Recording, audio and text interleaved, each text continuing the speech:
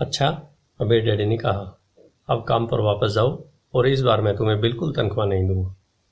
मैंने हैरानी से पूछा, तुमने सही सुना, तनख्वाह बंद। तुम हर शनिवार 3 घंटे उसी तरह काम करोगे, परंतु इस बार तुम्हें 10 सेंट प्रति घंटे के हिसाब से तनख्वाह नहीं मिलेगी। तुम्हें तो कहा है कि तुम पैसे के लिए काम करना नहीं सीखना चाहते, इसलिए मैं तुम्हें बदले में कुछ भी नहीं दूंगा। मैंने माइक से पहले ही बात कर ली है, वह पहले से ही काम पर है। मुफ्त में डिब्बों की सफाई कर रहा है और उन्हें करीने से जमा रहा है। अब तुम भी जल्दी से जाकर काम में जुट जाओ। यह ठीक नहीं है, मैं चिल्लाया। आपको कुछ न कुछ तनख्वाह तो देनी चाहिए। तुमने कहा था कि तुम सीखना चाहते हो। अगर तुम इस बात को अभी नहीं सीख पाओगे तो तुम भी उन्हीं 2 महिलाओं और बूढ़े आदमी की तरह बन जाओगे जो मेरे लिविंग रूम में बैठे थे। ये लोग पैसे के लिए काम करते हैं और डरते हैं कि उन्हें मैं नौकरी से निकाल न दूं। या तुम अपने डैडी की तरह बन जाओगे जो पैसा तो बहुत कमाते हैं परंतु गले तक कर्ज में डूबे रहते हैं। शायद उन्हें यह उम्मीद रहती है ज़्यादा पैसे से उनकी समस्याएं सुलझ जाएंगी। अगर तुम यही चाहते हो तो मैं एक बार फिर 10 सेंट के अपने पुराने वादे पर लौटने को तैयार हूँ। या तुम वह कर सकते हो जो ज़्यादातर लोग करते हैं, इस बारे में शिकायत करो कि तनख्वाह बहुत कम है और तुम यह नौकरी छोड़कर दूसरी नौकरी तलाश शुरू कर दो। मेरी समझ में नहीं आ रहा था कि मैं क्या करूं। मैंने पूछा। अमीर डैडी ने अपने सिर पर उंगली रखी। इसका इस्तेमाल करो। उन्होंने कहा, अगर तुम इसका सही इस्तेमाल करोगे तो तुम मुझे जल्द ही इस बात के लिए धन्यवाद दोगे कि मैंने तुम्हें मौका दिया और एक दिन तुम बहुत अमीर आदमी बन जाओगे। मैं वहाँ यह सोचते हुए खड़ा था कि मुझे कितना घटिया विकल्प दिया गया है।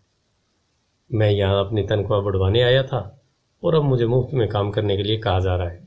अमीर डैडी ने एक बार फिर अपनी उंगली को सिर पर रखा और कहा, इसका इस्तेमाल करो। अब यहाँ से जाओ और अपने काम में जुट जाओ। सबक 1, अमीर लोग पैसे के लिए काम नहीं करते। मैंने अपने गरीब डैडी को यह नहीं बताया कि अब मैं मुफ्त में काम कर रहा हूँ। उन्हें यह समझ में नहीं आता। मैं उन्हें इसकी वजह ठीक से इसलिए नहीं समझा सकता था क्योंकि मैं खुद भी इसे ठीक से नहीं समझ पाया था। अगले 3 हफ्ते माइक और मैं 3 घंटे तक हर शनिवार को काम करते रहे, मुफ्त में। काम बहुत परेशानी वाला नहीं था और वक्त गुजरने के साथ साथ यह ज़्यादा आसान होता जा रहा था। मुझे अफसोस था तो अपने छूटे हुए बेसबॉल गेम्स और कॉमिक्स का। अब मैं उनका मज़ा नहीं ले सकता था। तीसरे हफ्ते दोपहर में अमीर डैडी आए। हमने उनके ट्रक के पार्किंग में आने की आवाज़ सुनी। वे स्टोर में घुसे और उन्होंने मिसेज मार्टिन को गले लगाकर अभिवादन किया।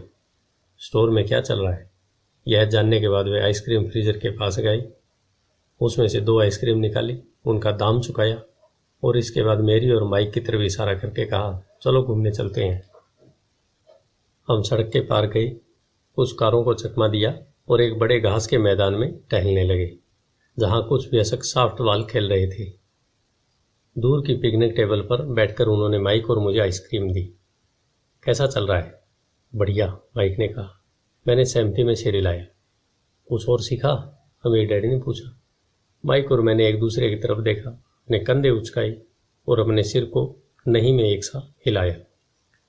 अच्छा यह होगा कि तुम बचपन से ही यह सोचना चालू कर दो। तुम अगर जिंदगी के सबसे बड़े सबक को देख रहे हो, अगर तुम इस सबक को सीख लेते हो तो तुम बहुत ज़्यादा आज़ादी और सुरक्षा भरी जिंदगी का सुख ले सकते हो। अगर तुम यह सबक नहीं सीख पाते हो तो तुम भी मिसेज मार्टिन और इस पार्क में खेल रहे ज़्यादातर लोगों की तरह बन जाओगे। वे बहुत ज़्यादा मेहनत करते हैं परंतु उनके बदले में उन्हें बहुत कम पैसे मिलते हैं। वे नौकरी की सुरक्षा के मोह में फंसे रहते हैं।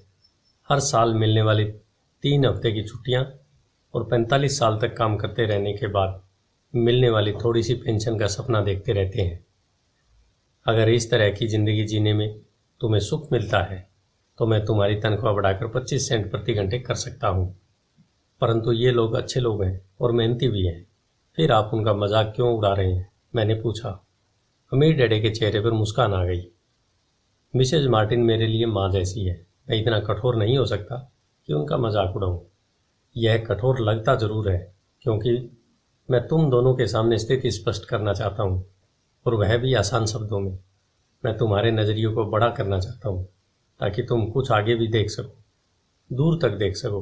ज़्यादातर लोगों को आगे देखने का फ़ायदा कई बार सिर्फ इसलिए नहीं मिल पाता क्योंकि उनके देखने का दायरा बहुत छोटा होता है। ज़्यादातर लोग जिस जाल में फंसे हुए हैं वे उसे देख ही नहीं पाते।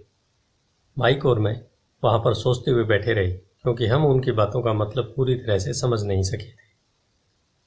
उनकी बातें सुनने में कठोर और कड़वी लग रही थी, परंतु हम यह भी जानते थे वे हमें कुछ सिखाने की काफ़ी कोशिश कर रहे थे। मुस्कुराहट के साथ अमीर डैडी ने कहा, क्या 25 सेंट प्रति घंटे ऑफर अच्छा नहीं लगा? क्या इससे दिल की धड़कन तेज नहीं हुई? मैंने अपना सिर नहीं में हिलाया, जबकि असल में ऐसा ही हुआ था। 1 घंटे काम के बदले 25 सेंट मेरे हिसाब से बहुत बढ़िया सौदा था। अच्छा, मैं तुम्हें 1 घंटे के $1 दूंगा, अमीर डैडी ने शरारत भरी मुस्कुराहट के साथ कहा। अब मेरा दिल तूफान मेल की तरह दौड़ रहा था। मेरा दिमाग चीख चीख कर कह रहा था, इनकी बात मान लो, मान लो। मुझे अपने कानों पर भरोसा नहीं हो रहा था, परंतु फिर भी मैं चुप था। अच्छा, $2 प्रति घंटे?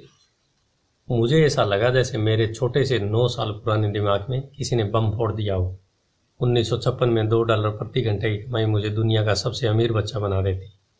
मैं इतना सारा पैसा कमाने की कल्पना भी नहीं कर सकता था। मैं हाँ कहना चाहता था। मैं सौदा पक्का करना चाहता था।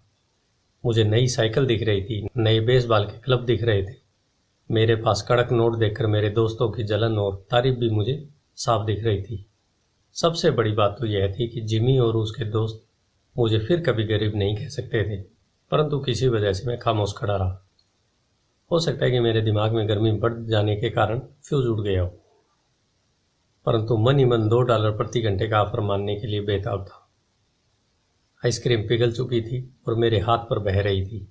आइसक्रीम की डंडी खाली थी, जिसके नीचे वनीला और चॉकलेट के टुकड़े थे, जिनके मजे चिंटियां ले रही थी। अमीर डैडी हम दोनों बच्चों को देख रहे थे, जो आंखें फाड़कर और खाली दिमाग से उन्हें घूर रहे थे। उन्हें मालूम था कि वे हमारी परीक्षा ले रही है, और वे यह भी जानते थे कि हमारे दिल का एक कोना उस ऑफर को मानने के लिए बेताब हो रहा था। वे जानते थे कि हर व्यक्ति की आत्मा का एक हिस्सा कमज़ोर और ज़रूरतमंद होता है, जिसे खरीदा जा सकता है, और वे यह भी जानते थे कि हर व्यक्ति की आत्मा का एक हिस्सा मजबूत, दृढ़ निश्चयी होता है, जिसे कभी नहीं खरीदा जा सकता। असली सवाल यह था कि इनमें से कौन सा हिस्सा ज़्यादा ताकतवर है। उन्होंने अपनी ज़िंदगी में हज़ारों लोगों की परीक्षा ली थी। जब वे नौकरी मांगने के लिए आए लोगों का इंटरव्यू लेते थे, तो वे हर बार आत्माओं की परीक्षा लेते थे। अच्छा, $5 प्रति घंटे? अचानक मेरे अंदर शांति छा गई। कुछ था जो बदल गया था। ऑफर बहुत ही बड़ा था और मूर्खतापूर्ण लग रहा था। 1956 में गिने चुने वयस्कों को $5 प्रति घंटे से ज़्यादा मिलता होगा। लालच खत्म हो गया था और इसकी जगह शांति ने ले ली थी। धीमे से मैं अपनी बाईं तरफ खड़े माइक की तरफ मुड़ा। उसने मेरी तरफ देखा। मेरी आत्मा का जो हिस्सा कमज़ोर और ज़रूरतमंद था, वह खामोश हो चुका था। मेरा वह हिस्सा जिसे खरीदा नहीं जा सकता था, वह आगे आ चुका था। मेरे दिमाग और आत्मा में पैसे को लेकर हुए इस युद्ध में शांति और विश्वास जीत चुके थे। मैं जानता था कि माइक भी उसी बिंदु पर पहुंच चुका था। अच्छा, अमीर डैडी ने धीमे से कहा, ज़्यादातर लोगों की एक कीमत होती है, और उनकी कीमत इसलिए होती है क्योंकि हम सभी में 2 भावनाएं होती है, डर और लालच। पहले वो पैसे के बिना रहने के डर से कड़ी मेहनत करते हैं। इसके बाद जब हमें तनख्वाह मिलती है तो हमें लालच या इच्छा की भावना जाग जाती है। पैसे होने पर हम उन बढ़िया चीज़ों के बारे में सोचने पर मजबूर हो जाते हैं जो उस पैसे से खरीदी जा सकती है। इस तरह हमारी ज़िंदगी का एक पैटर्न बन जाता है। किस तरह का पैटर्न? मैंने पूछा। सुबह जागने, काम पर जाने, खर्च करने, सुबह उठने, काम पर जाने, खर्च करने। लोगों की ज़िंदगी हमेशा डर और लालच, इन्हीं 2 भावनाओं से चलती है। उन्हें अगर ज़्यादा पैसा दे भी थे तो वे इसी पैटर्न पर चलकर अपना खर्च बढ़ा लेंगे। इसी पैटर्न को मैं चूहा दौड़ कहता हूँ। क्या कोई दूसरा रास्ता भी है? माइक ने पूछा। हाँ, अमीर डैडी ने धीमे से कहा, परंतु इसे बहुत कम लोग खोज पाते हैं। और वह रास्ता क्या है? माइक ने पूछा। उसी रास्ते को तुम लोग काम करते हुए और मेरे हिसाब से सीखते हुए खोज लोगे। मैं यही उम्मीद करता हूँ। इसी कारण मैंने तुम्हें पैसे देना बंद कर दिया। इस बारे में कोई संकेत तो दीजिए, माइक ने कहा। हम लोग मेहनत से काम करते करते थक चुके हैं, खासकर तब जब इसके बदले में कुछ नहीं मिल रहा हो। पहला कदम तो यह है कि तुम लोग सच बोलो, अमीर डैडी ने कहा। हम लोग झूठ नहीं बोल रहे हैं, मैंने कहा। मैंने कब कहा कि तुम लोग झूठ बोल रहे हो? मैं तो यह कह रहा हूं कि सच्ची बात कह देना चाहिए, अमीर डैडी ने जवाब दिया। किस बारे में? मैंने कहा, इस बारे में कि तुम लोगों को कैसा लग रहा है, अमीर डैडी ने कहा। तुम्हें यह किसी और से कहने की जरूरत नहीं है, सिर्फ अपने आप से सच बोलो। आपके कहने का मतलब यह है कि इस पार्क में मौजूद लोग, आपके लिए काम करने वाले लोग, ये सब लोग ऐसा नहीं करते। मुझे ऐसा ही लगता है, अमीर डैडी ने कहा। इसके बजाय उन्हें हमेशा पैसा नहीं होने का डर सताता रहता है। उस डर का सामना करने के बजाय, सोचने के बजाय, लोग सिर्फ प्रतिक्रिया करते हैं। इस दौरान वे दिल से काम लेते हैं, दिमाग से नहीं, अमीर डैडी ने अपने सिर पर उंगली ठोकते हुए कहा।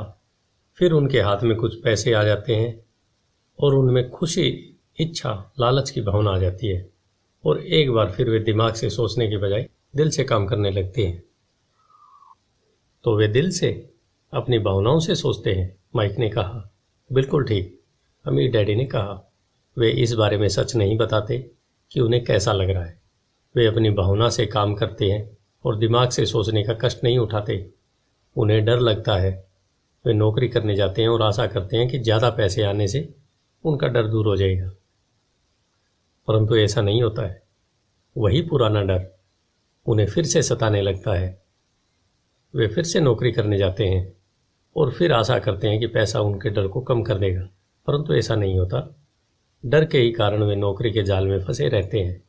पैसा कमाते हैं, काम करते हैं, पैसा कमाते हैं और आशा करते हैं कि डर से उनका पीछा छूट जाएगा, परंतु हर रोज़ जब वे उठते हैं तो उनका पुराना डर भी उनके साथ उठता है। वही पुराना डर करोड़ों लोगों को रात भर जगाता है और उनकी रात बहुत चिंता और परेशानी से गुजरती है। इसलिए वे उठते हैं, काम पर जाते हैं और यह आशा करते हैं कि तनख्वाह के चेक से उनके दिल को कुतरने वाले इस डर को वे मौत के घाट उतार देंगे। सच बात तो यह है कि पैसा उनकी ज़िंदगी को चला रहा है, परंतु वे इस बारे में कभी सच नहीं बोलते। पैसे ने उनकी भावनाओं पर कब्जा कर लिया है और उनकी आत्माओं पर भी। यह कहकर अमीर डैडी खामोश हो गए ताकि उनके शब्दों में छुपा संदेश हमारे अंदर चला जाए। माइक और मैंने उनकी बातें सुनी थी, परंतु हम उनका मतलब पूरी तरह समझ नहीं पाए थे। मुझे अक्सर यह हैरानी होती है कि लोगों को ऑफिस जाने की इतनी जल्दी क्यों होती है। उन्हें अपनी नौकरी में खास मज़ा नहीं आता था और वे कभी खुश भी नहीं दिखते थे। फिर क्या वजह थी कि वे उन्हें जल्दी ऑफिस जाने के लिए प्रेरित करती थी। जब अमीर डैडी ने देख लिया कि हम जितना समझ सकते थे हमने उतना समझ लिया, तो उन्होंने आगे कहा, मैं यह चाहता हूं कि तुम लोग इस जाल से बचो। दरअसल मैं तुम्हें यही सिखाना चाहता हूं। मेरा मकसद सिर्फ अमीर बनना सिखाना नहीं है। अमीर बनने से समस्या नहीं सुलझेगी, मैंने आश्चर्य से पूछा। बिल्कुल नहीं, मुझे दूसरी भावना, इच्छा के बारे में अपनी बात पूरी करने दो। कुछ लोग इसे लालच कहते हैं, परंतु मैं इसे इच्छा कहना ज़्यादा पसंद करता हूँ। यह बुरा नहीं है कि हम किसी बेहतर, ज़्यादा सुंदर, ज़्यादा सुखद या रोमांचक चीज़ की इच्छा करें। लोग इच्छा की वजह से भी पैसे के लिए काम करते हैं। उन्हें सुख के लिए भी पैसे की ज़रूरत होती है, क्योंकि वे मानते हैं कि पैसे से सुख खरीदा जा सकता है। परंतु पैसा जो खुशी देता है वह अक्सर पल भर की होती है। उन्हें ज़्यादा खुशी, ज़्यादा आनंद, ज़्यादा आराम, ज़्यादा सुरक्षा हासिल करने के लिए और ज़्यादा पैसे की ज़रूरत होती है। इसलिए वे काम करते रहते हैं और यह सोचते रहते हैं कि पैसा डर और लालच से परेशान उनकी आत्माओं को शांत कर देगा, परंतु पैसा यह काम नहीं कर सकता। अमीर होने के बाद भी नहीं, माइक ने कहा। हाँ, अमीर होने के बाद भी नहीं, अमीर डैडी ने कहा। दरअसल बहुत से अमीर लोग इच्छा के कारण नहीं बल्कि डर के कारण अमीर होते हैं। वे सचमुच सोचते हैं कि दौलत हो तो पैसे न होने का डर, गरीब होने का डर खत्म हो जाता है। इसलिए वे ढेर सारी दौलत जमा कर लेते हैं और तब जाकर उन्हें पता चलता है कि उनका डर और बढ़ गया है। उन्हें अब इसके खोने की चिंता सताने लगी है। मैं ऐसे दोस्तों को जानता हूँ जो बहुत सा पैसा होने के बाद भी काम में जुटे रहते हैं। मैं ऐसे लोगों को भी जानता हूँ जिनके पास आज करोड़ों की दौलत है, परंतु वे आज उससे भी ज़्यादा चिंतित और परेशान हैं जितने वे अपनी गरीबी के दिनों में थे। उन्हें इस बात का डर है कि वे अपनी सारी दौलत खो देंगे। अमीर बनने से पहले जो डर उन्हें सता रहे थे वे अमीर बनने के बाद और भी बढ़ गए हैं। दरअसल उनकी आत्मा का कमज़ोर और ज़रूरतमंद हिस्सा अब और तेज़ी से चीख रहा है। वे अपने आलीशान बंगलों, शानदार कारों और उस ऐशो आराम की ज़िंदगी को खोना नहीं चाहते जो पैसे से खरीदी गई है। वे इसी चिंता में घुलते रहते हैं कि अगर वे कंगाल हो गई तो उनके दोस्त क्या कहेंगे। इसी चिंता की वजह से कई लोग तो न्यूरोटिक और कुंठित तक हो चुके हैं। हालांकि वे अमीर दिखते हैं और उनके पास पहले से ज़्यादा पैसा है। तो क्या अमीर आदमी ज़्यादा सुखी होता है? मैंने पूछा। नहीं, मेरे हिसाब से तो ऐसा नहीं होता, अमीर डैडी ने जवाब दिया। पैसे से दूर रहना भी उतना ही बड़ा पागलपन है जितना कि उसके पीछे भागना। उसी समय कस्बे का एक पागल हमारी मेज़ के पास से गुजरा और कूड़ेदान के पास रुककर उसने कुछ ढूंढने लगा, जैसे उसे किसी ने समझाकर भेजा हो। चर्चा के इस मोड़ पर हम तीनों उसकी हरकतों को दिलचस्पी के साथ देख रहे थे, जबकि इससे पहले हमने उसे नज़रअंदाज कर दिया होता। अमीर डैडी ने अपने पर्स में से $1 निकाला और उस पागल बूढ़े को पास आने का इशारा किया। पैसा देखते ही वह तत्काल चला आया। उसने पैसे के लिए अमीर डैडी को ढेर सारी शुभकामनाएं दी और अपनी अच्छी किस्मत पर खुश होकर वह जल्दी से वहाँ से चला गया। इसमें और मेरे ज़्यादातर कर्मचारियों में बहुत सा अंतर नहीं है, अमीर डैडी ने कहा। मैं ऐसे बहुत से लोगों से मिलता हूँ जो कहते हैं, अरे मुझे पैसे में कोई रुचि नहीं है, फिर भी वे हर रोज़ 8 घंटे की नौकरी करते हैं। यह तो सच्चाई को नकारना है। अगर उन्हें पैसे में रुचि नहीं है तो वे नौकरी पर क्यों जाते हैं? इस तरह का चिंतन पागलपन का चिंतन है। उस कंजूसी भरे चिंतन से भी ज़्यादा पागलपन का है जिसमें कोई अमीर पैसे पर कुंडली मारकर बैठ जाता है। जब मैं वहाँ अपने अमीर डैडी की बात सुन रहा था तब मेरे दिमाग में यह ख्याल आ जाता था कि मेरे गरीब डैडी 1000 बार कह चुके थे मुझे पैसे में कोई रुचि नहीं है। वह ऐसा अक्सर कहा करते थे। वे खुद की असली भावनाओं को छुपाने के लिए हमेशा यह भी कहा करते थे, मैं इसलिए काम करता हूँ क्योंकि मुझे अपना काम बहुत पसंद है। तो हमें क्या करना चाहिए? मैंने पूछा। यही कि हम पैसे के लिए काम नहीं करें जब तक कि हमारे मन से डर और लालच की भावनाएं पूरी तरह से निकल न जाए। उसमें तो बहुत समय बर्बाद हो जाएगा, अमीर डैडी ने कहा। भावनाओं के कारण ही तो हम इंसान हैं, इन्हीं के कारण हमारी हस्ती है। भावना शब्द का मतलब है चलायमान ऊर्जा। अपनी भावनाओं के बारे में ईमानदार रहो और अपने दिमाग और भावनाओं का इस्तेमाल अपने समर्थन में करो, न कि विरोध में। आह, माइक ने कहा, अगर तुम्हें मेरी बात समझ में नहीं आई हो तो इस बारे में चिंता मत करो। आगे आने वाले सालों में तुम्हें इसका मतलब समझ में आएगा। अपनी भावनाओं पर प्रतिक्रिया करने के बजाय उनका विश्लेषण करने की कोशिश करो। ज़्यादातर लोग यह नहीं जानते कि वे अपने दिमाग से सोचने की बजाय अपने दिल की भावनाओं से सोचते हैं। आपकी भावनाएं तो आपकी रहेंगी ही, परंतु आपको अपने दिमाग से सोचना भी आना चाहिए, क्योंकि दिमाग को सोचने के लिए ही बनाया गया है। क्या आप मुझे इसका कोई उदाहरण दे सकते हैं? मैंने पूछा। नहीं। क्यों नहीं? अमीर डैडी ने जवाब दिया। जब कोई आदमी कहता है मुझे नौकरी खोजने की ज़रूरत है तो इस बात की बहुत संभावना है कि उसकी भावनाएं फैसला कर रही है। इस विचार का असली कारण है पैसा न होने का डर। परंतु अपनी ज़िंदगी चलाने के लिए लोगों को पैसे की ज़रूरत तो पड़ती ही है, मैंने कहा। बिल्कुल पड़ती है, अमीर डैडी मुस्कुराई। मैं सिर्फ यह कह रहा हूँ कि उनके डर के कारण उनके मन में यह विचार आता है। मैं समझ नहीं पाया, माइक ने कहा। अमीर डैडी ने कहा, अगर आपके मन में पैसे की कमी का डर जाग जाए तो तत्काल नौकरी ढूंढने के लिए दौड़ मत लगाइए ताकि कुछ पैसों के सहारे उस डर को मार दिया जाए। इसके बजाय आप खुद से यह सवाल पूछिए, क्या लंबे समय में इस डर का सबसे बढ़िया इलाज नौकरी है? मेरे ख्याल से इसका जवाब नहीं होता है, खासकर जब आप किसी आदमी की पूरी जिंदगी को देखते हैं। नौकरी दीर्घकालीन समस्या का अल्पकालीन समाधान है।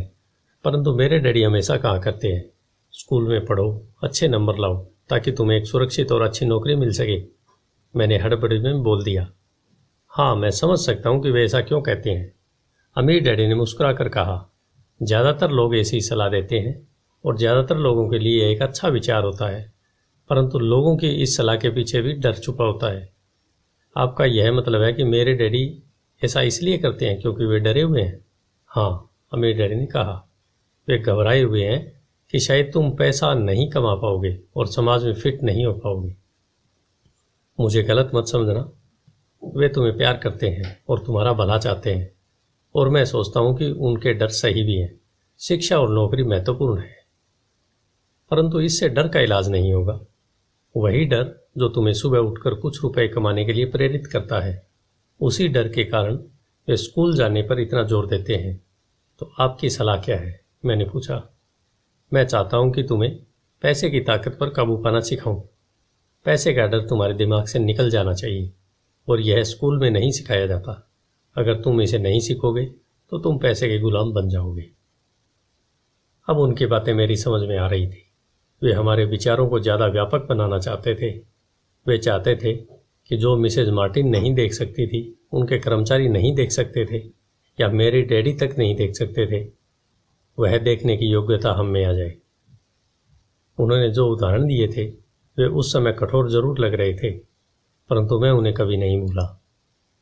मेरा नज़रिया उस दिन बहुत बड़ा हो गया था जब मैं उस जाल को देख सकता था जो ज़्यादातर लोगों के सामने बिछा होता है। देखो, आखिरकार हम सभी लोग एक कर्मचारी हैं। हम केवल अलग अलग स्तरों पर काम करते हैं, अमीर डैडी ने कहा। मैं तुम लोगों से बस यही कहना चाहता हूं कि तुम लोग इस जाल से बचे रहो। डर और लालच, इन दो फंदों से बचने वाले जाल से। इनका इस्तेमाल अपने समर्थन में करो, अपने विरोध में नहीं। मैं तुम लोगों को यह नहीं सिखाना चाहता कि ढेर सारा पैसा कैसे इकट्ठा कर लिया जाए। उससे डर या लालच को नहीं जीता जा सकता। अगर तुम्हें डर और लालच पर काबू पाना नहीं आता तो तुम चाहे कितने भी अमीर बन जाओ, असलियत में तुम एक बड़ी तनख्वाह पाने वाले गुलाम ही रहोगे। तो हम किस तरह से इस जाल से बच सकते हैं? मैंने पूछा। गरीबी या पैसे की तंगी का खास कारण डर और अज्ञान होता है, न कि अर्थव्यवस्था या सरकार या अमीर लोग। यह खुद का उड़ा हुआ डर या अज्ञान होता है जो लोगों को इस जाल में फंसाए रखता है। इसलिए तुम बच्चों को स्कूल जाना चाहिए और अपने कॉलेज की पढ़ाई पूरी करनी चाहिए। मैं तुम लोगों को यह जरूर सिखाऊंगा इस जाल से कैसे बचा जा सकता है। पहले के टुकड़े अब सामने आ चुके थे। मेरे पढ़े लिखे डैडी के पास बड़ी डिग्रियां थी और एक बढ़िया करियर था, परंतु स्कूल में उन्हें यह कभी नहीं सिखाया कि धन या आपके डर को किस तरह काबू में रखा जा सकता है। अब मैं समझ चुका था कि मैं अपने दो डैडियों से अलग अलग परंतु महत्वपूर्ण बातें सीख सकता हूँ। तो आप पैसे न होने के डर के बारे में बात कर रहे थे। पैसे की इच्छा किस तरह हमारे सोच पर असर डालती है? माइक ने पूछा। तुम्हें तब कैसे महसूस हुआ जब मैंने तुम्हारी तनख्वाह बढ़ाने का लालच दिया था? क्या तुमने यह देखा था कि तुम्हारी इच्छाएं किस तरह बढ़ रही थी? हमने अपने सिर हामी में हिलाए, पर तुमने अपनी भावनाओं के सामने हार नहीं मानी, और इस कारण तुम लोगों ने जल्दबाजी में काम नहीं लिया। इससे तुम्हें सोचने का वक्त मिल गया। यह सबसे महत्वपूर्ण है। हमें हमेशा डर और लालच की भावनाएं होती है। इसी क्षण से तुम लोगों के लिए यह सबसे महत्वपूर्ण है कि तुम इन भावनाओं का इस्तेमाल अपने समर्थन में करो और लंबे समय तक करते रहो। अपनी भावनाओं को अपने दिमाग पर हावी मत होने दो। इस तरह अपने विचारों को दूषित मत होने दो। ज़्यादातर लोग डर और लालच का इस्तेमाल खुद के विरोध में करते हैं। यह अज्ञान की शुरुआत होती है। डर और इच्छा की भावनाओं के कारण ही ज़्यादातर लोग तनख्वाह के चेक, तनख्वाह की बढ़ोतरी और नौकरी की सुरक्षा के पीछे भागते भागते अपनी पूरी जिंदगी निकाल देते हैं। असल में वे यह सोचते ही नहीं है कि भावनाओं के आधार पर बने हुए ये विचार उन्हें किस तरफ ले जा रहे हैं। यह तो वही बात हो गई जिसमें गाड़ी खींचने वाले गधे के सामने उसके मालिक गाजर लटकाई रखता है जो उसकी नाक के ठीक सामने होती है। गधे का मालिक जहाँ जाना चाहता है वहाँ जाता है, परंतु गधा तो लालच के कारण भाग रहा है।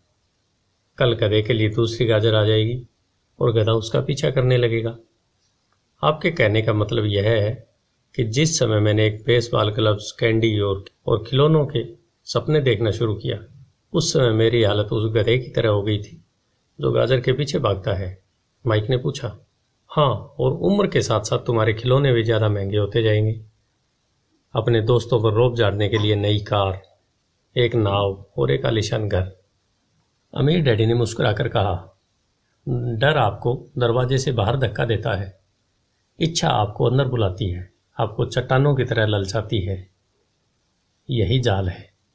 तो इसकी काट क्या है? माइक ने पूछा। डर और इच्छा अज्ञान की वजह से बढ़ते हैं, इसलिए अमीर लोगों के पास जितना ज़्यादा पैसा होता है उनका डर भी उतना ही ज़्यादा बड़ा होता है। धन ही गाजर है, भ्रम है। अगर गधा पूरी तस्वीर देख सकता तो शायद वह गाजर का पीछा करने के अपने फैसले पर दोबारा सोचता। अमीर डैडी ने आगे यह समझाया कि आदमी की जिंदगी अज्ञान और ज्ञान के बीच होने वाला संघर्ष है। उन्होंने बताया कि एक बार कोई आदमी खुद के बारे में ज्ञान की खोज करना बंद कर देता है तो उसकी जिंदगी में अज्ञान घुस जाता है। यह संघर्ष हर पल होता है, इसलिए हमें यह फैसला करना है, यह सीखना है कि अपने दिमाग को खुला रखा जाए या इसे बंद कर लिया जाए। देखो, स्कूल बहुत बहुत ज़्यादा महत्वपूर्ण है, पर आप स्कूल इसलिए जाते हैं ताकि आप वहाँ कोई कला या व्यवसाय सीख सकें और इस तरह से आप समाज में योगदान दे सकें। हर समाज में शिक्षकों, डॉक्टरों, मैकेनिकों, कलाकारों, रसोइयों, व्यावसायिक लोगों, पुलिस अफसरों, आग बुझाने वालों और सिपाहियों की ज़रूरत होती है। स्कूल उन्हें यह सब सिखाते हैं ताकि हमारा समाज विकसित हो सके और हमारी संस्कृति समृद्ध हो सके। अमीर डैडी ने कहा, दुर्भाग्य से कई लोगों के लिए स्कूल शिक्षा का अंत होना है, शुरुआत नहीं। एक लंबी खामोशी छाई रही। अमीर डैडी मुस्कुरा रहे थे। उस दिन उन्होंने जो कहा था वह पूरी तरह से समझ नहीं आया, परंतु ज़्यादातर महान शिक्षकों के शब्द सालों तक हमें सिखाते रहते हैं। उनके शब्द इसी तरह से आज भी मेरे साथ हैं। मैं आज थोड़ा निर्मम हुआ, अमीर डैडी ने कहा। मैं एक वजह से निर्मम हुआ। मैं चाहता था कि तुम लोगों को आज की यह चर्चा हमेशा याद रहे। मैं चाहता हूँ कि तुम लोग हमेशा मिसेज मार्टिन के बारे में सोचो। मैं चाहता हूँ कि तुम लोग हमेशा उस गधे के बारे में सोचो। इन्हें कभी मत भूलना। अगर तुमने अपनी समझदारी से उन्हें काबू नहीं किया तो डर और लालच की तुम्हारी दोनों भावनाएं तुम्हें जिंदगी के सबसे बड़े जाल में फंसा सकती है। अपनी जिंदगी को डरते डरते गुजारना, अपने सपनों को पूरा न करना निर्ममता है। यह भी निर्ममता है कि पैसे के लिए कड़ी मेहनत की जाए और यह सोचा जाए कि पैसे से खरीदी गई चीज़ें सुख दे सकती है। बिल चुकाने के डर से घबराकर आधी रात को जागना जीने का एक भयानक तरीका है। तनख्वाह के हिसाब से ज़िंदगी जीना भी कोई जीना है? यह सोचना कि कोई नौकरी आपको सुरक्षा या एहसास दे सकती है, खुद से झूठ बोलना है। यह निर्ममता है और यही वह जाल है जिससे मैं तुम्हें बचाना चाहता हूँ। मैंने देखा है कि पैसा किस तरह लोगों की ज़िंदगियों को चलाता है। ऐसा अपने साथ मत होने दो। भगवान के लिए पैसे को अपनी ज़िंदगी मत चलाने दो। हमारी मेज़ के नीचे सॉफ्ट बॉल आ गई। अमीर डैडी ने उसे उठाया और वापस खिलाड़ियों के पास फेंक दिया। तो अज्ञान का लालच और डर से क्या ताल्लुक है? मैंने पूछा। यह पैसे का अज्ञान ही है जिसकी वजह से इतना लालच और इतना डर पैदा होता है, अमीर डैडी ने कहा। मैं तुम्हें कुछ उदाहरण देता हूँ। एक डॉक्टर जो अपने परिवार को ज़्यादा खुशी देना चाहता है अपनी फीस बढ़ा देता है। उसकी फीस बढ़ने की वजह से स्वास्थ्य सुविधाएं हर एक के लिए महंगी हो जाती हैं। अब इससे गरीब लोगों को सबसे ज़्यादा नुकसान पहुंचता है। इसलिए गरीब लोगों का स्वास्थ्य अमीर लोगों से ज़्यादा बुरा होता है। अब चूंकि डॉक्टर ने अपनी फ़ीस बढ़ा दी है, इसलिए वकील भी अपनी फ़ीस बढ़ा देता है। चूंकि वकीलों ने अपनी फ़ीस बढ़ा दी है, इसलिए स्कूल के टीचर भी अपनी तनख्वाह बढ़ाना चाहते हैं, जिसके कारण हमारा टैक्स बढ़ता है और यह सिलसिला अनंत काल तक यूं ही चलता रहता है। जल्द ही अमीर और गरीब लोगों के बीच इतना भयानक अंतर हो जाता है कि प्रलय आ जाएगा और एक दिन महान सभ्यता धराशायी हो जाएगी। महान सभ्यताएं तभी धराशायी हुई है जब अमीरों और गरीबों के बीच का फासला बहुत ज़्यादा हो गया है। अमेरिका भी उसी रास्ते पर चल रहा है और इससे यह साबित होता है कि इतिहास अपने आप को दोहराता है, क्योंकि हम इतिहास से कुछ नहीं सीखते। हम केवल ऐतिहासिक तारीखें और नाम रटते हैं, उनके सबक को भूल जाते हैं। क्या कीमतें नहीं बढ़नी चाहिए? मैंने पूछा। अच्छी तरह से चल रही सरकार और एक शिक्षित समाज में तो नहीं, कीमतें दरअसल कम होनी चाहिए। जाहिर है कि ऐसा केवल सिद्धांत में ही हो सकता है। कीमतें अज्ञान से पैदा हुई लालच और डर के कारण बढ़ती है। अगर स्कूल में धन के बारे में सिखाया जाता तो लोगों के पास ज़्यादा पैसा होता और बाजार की कीमतें भी कम होती, परंतु स्कूलों में सिर्फ पैसे के लिए काम करना सिखाया जाता है।